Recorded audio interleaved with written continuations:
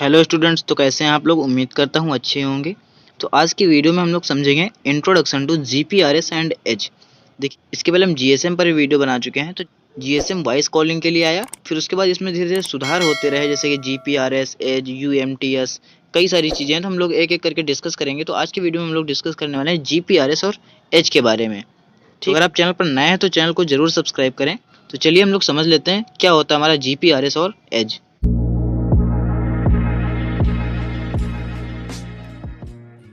जो जीपीआरएस होता है उसका पूरा नाम जनरल पैकेट रेडियो सर्विस, ठीक है। जनरल पैकेट रेडियो सर्विस है, यानी कि सामान्य पैकेट रेडियो सेवाएं, ठीक है। जो भी रेडियो सर्विसेज हैं जनरल पैकेट के फॉर्म में भेजना। यह जीएसएम नेटवर्क के लिए विकसित एक non voice high speed packet switching system है। ये होता है non voice high speed packet switching system है। देखिए, जीएसएम को हम कॉलिंग के लिए यूज करते थे, लेकिन फिर जो हमारा जीपीआरएस आया, फिर हमको तो सबसे पहले तो आप ये समझ लीजिए कि सबसे पहले हमको कॉलिंग की ज़रूरत हुई। फिर धीरे धीरे जब हम लोग कॉलिंग करने लगे, फिर हमें डेटा आदान प्रदान करने की आवश्यकता महसूस होने लगी। तो हमारे जीपीआरएस और एज और कई सारी चीज़ें विकसित हुई। तो इसमें non voice high speed packet switching system, यानी इसमें डाटा ट्रांसफ़र के लिए हमारा जो है जीपीआरएस यूज किया जाता है, ठीक है। यह पैकेट संरेखित यानी अलाइंड वायरलेस संचार सेवा है, जो 3G और 2G सेलुलर ट्रांसमिशन नेटवर्क पर एक मोबाइल सिग्नल प्रसारित करती है, ठीक है। जो हमारी 3G और 2G सेलुलर ट्रांसमिशन होता है, उसी का यूज करके एक मोबाइल सिग्नल हमारी प्रसारित करेगी। लेते हैं, जीपीआरएस को जीएसएम आईपी के रूप में भी जाना जाता है, ठीक है। जीपीआरएस को हम लोग जीएसएम आईपी के नाम से भी जानते हैं। क्यों? क्योंकि ये एक global system mobile communication internet protocol है। आईपी का मतलब होता है इंटरनेट प्रोटोकॉल, क्योंकि यह इस प्रणाली के उपयोगकर्ताओं को ऑनलाइन रखता है, ठीक है। वॉइस कॉल करने की अनुमति देता है और इंटरनेट एक्सेस की भी, ठीक है। तो वॉइस कॉल के साथ साथ इंटरनेट एक्सेस की भी अनुमति देता है। जीपीआरएस 2G प्रणाली में 56 से 114 किलोबाइट पर सेकंड का डाटा दर प्रदान करता है, ठीक है। जिसका डाटा रेट होता है 56 से 114 kbps तक हो सकता है। यह ब्लूटूथ कनेक्शन को बढ़ावा देता है और आईपी या इंटरनेट प्रोटोकॉल को सपोर्ट करता है, ठीक है। देखिए, इंटरनेट प्रोटोकॉल जो है एक तरह का प्रोटोकॉल है, जिसके अंतर्गत हमारा IPv4, IPv6 ये दोनों आते हैं। आप इस तरीके समझिए कि इंटरनेट एक्सेस करने के लिए कुछ ना कुछ प्रोटोकॉल हैं और सभी डिवाइसेस को उन प्रोटोकॉल का जो है पालन करना पड़ता है, ठीक है। तो आईपी या इंटरनेट प्रोटोकॉल को सपोर्ट करता है, जो कि एक पैकेट प्रोटोकॉल है, ठीक है। इसकी प्रमुख विशेषताओं के बारे में हम लोग चर्चा कर लेते हैं। तो निम्नलिखित प्रमुख विशेषताएं वायरलेस पैकेट डेटा का वर्णन करती हैं, ठीक है।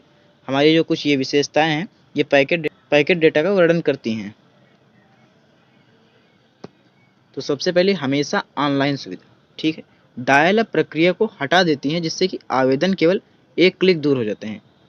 यहाँ पर आप आवेदन का मतलब ये समझिए, दो यूजर अगर आप कम्युनिकेट करना चाहते हैं तो मैसेज के माध्यम से भी कर सकते हैं। डायल अप मतलब जो कॉलिंग करने की उस प्रक्रिया को हटा देता है। मैसेज करना चाहें तो वो बस एक क्लिक पे मैसेज हो जाएगा, ठीक है। इस तरह आप हमेशा ऑनलाइन बने रह सकते हैं। और मौजूदा प्रणालियों का अपग्रेड, जो भी प्रणाली मौजूद है उनमें अपग्रेड होना। ऑपरेटरों को अपने उपकरणों को बदलने की आवश्यकता नहीं है। इसके बजाय जीपीआरएस को मौजूदा इंफ्रास्ट्रक्चर के शीर्ष पर जोड़ा जाता है, ठीक है। जैसे मान लो आपका मोबाइल ही है, जब भी अगर मान लो विंडो 9 से विंडो 10 होता है तो ये थोड़ा आपको मोबाइल बदलना पड़ेगा। तो मोबाइल आपका वही रहेगा, लेकिन वो एक अपडेट के माध्यम से आप उसको एंड्रॉयड 9 से एंड्रॉयड 10 में जा सकते हैं। इस तरीके से भी आप समझ सकते हैं। 3G सिस्टम का एक अभिन्न हिस्सा जीपीआरएस 3G सिस्टम एज और WCDMA के लिए पैकेट डेटा कोर नेटवर्क है। तो ये जो हमारा है जीपीआरएस 3G सिस्टम एज और WCDMA के लिए जो हमारा जो पैकेट का हमें डेटा है, उसके लिए हमारा एक कोर नेटवर्क है। अब हम बात कर लेते हैं जीपीआरएस के लाभ के बारे में, ठीक है। तो देखिए, जीपीआरएस से क्या होता है, निश्चित दूर संचार नेटवर्क की तुलना में डेटा ट्रांसफर की उच्च गति देता है। निश्चित दूर संचार नेटवर्क की अगर आप तुलना करें जीपीएस से, उसमें जो डेटा ट्रांसफर की गति है, यानी उसकी जो स्पीड है, काफ़ी हाई रहती है। जीपीआरएस उपयोगकर्ताओं या यूजर्स को कई तरीकों से लाभान्वित करता है, जिनमें से कम एक्सेस टाइम में हायर डाटा रेट्स देना।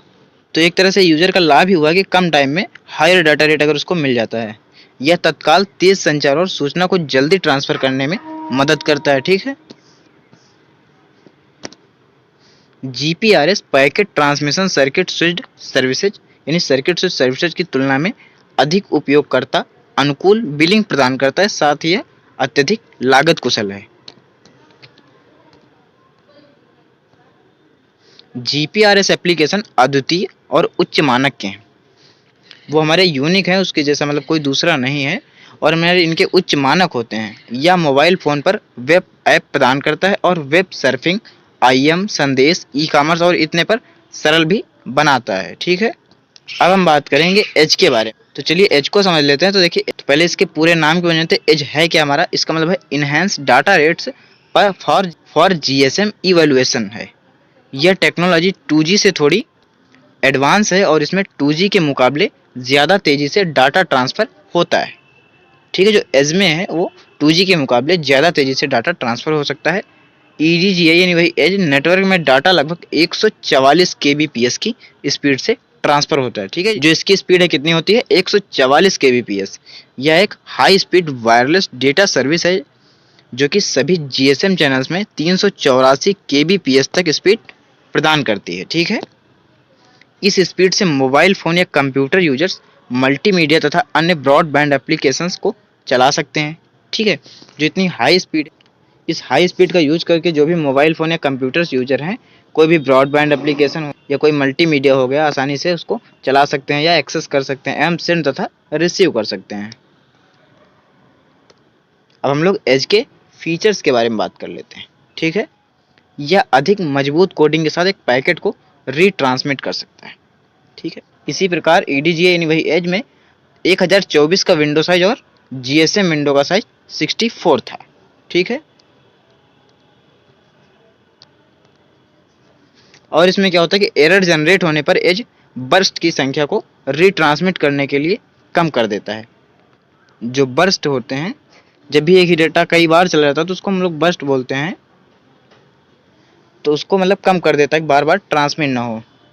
यह वायरलेस टर्मिनल के माध्यम से multimedia file transfer, web browsing और वीडियो कॉन्फ्रेंसिंग की अनुमति देता है। ठीक है, यह ऑपरेटर्स को कस्टमर्स की डाटा रेट्स को 3 गुना करने और उनके वॉइस कम्युनिकेशन को अतिरिक्त क्षमता प्रदान करने में सक्षम बनाता है। ठीक है, यह जो है ऑपरेटर्स को, जैसे कि ऑपरेटर्स क्या होते हैं, मान लो जियो है, एयरटेल है, BSNL है, ये सभी हमारे ऑपरेटर्स होते हैं, और कस्टमर को, कस्टमर हम लोग आप लोग होते हैं, उनकी जो डाटा रेट है उनको 3 गुना करने और उनकी वॉइस कम्युनिकेशन को अतिरिक्त क्षमता, ठीक है, और ज़्यादा अच्छा करने का प्रयास करता है या उसमें सक्षम बनाता है।